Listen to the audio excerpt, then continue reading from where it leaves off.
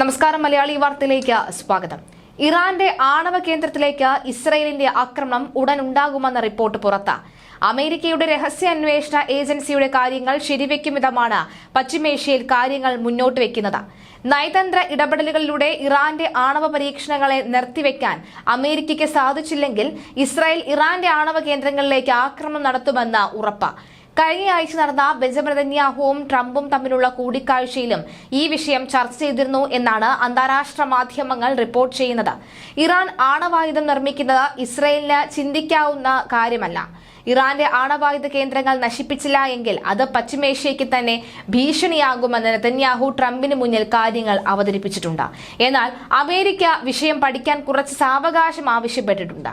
തികഞ്ഞ ആത്മവിശ്വാസത്തോടു കൂടിയാണ് ഇസ്രായേൽ കാര്യങ്ങൾ മുന്നോട്ട് കൊണ്ടുപോകുന്നത്.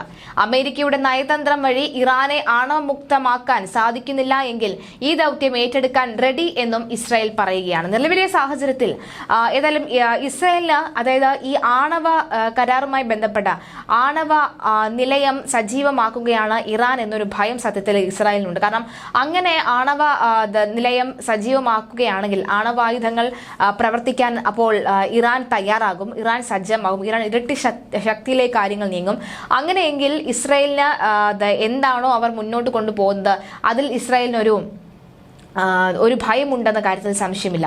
അതുകൊണ്ട് തന്നെയാണ് ഏത് വിധത്തിലും അത് ഇല്ലാതെയാക്കാനുള്ള നീക്കങ്ങൾ നടത്താനായി ഇസ്രായേൽ പഠിച്ച പണി 18 നോക്കുന്നത്.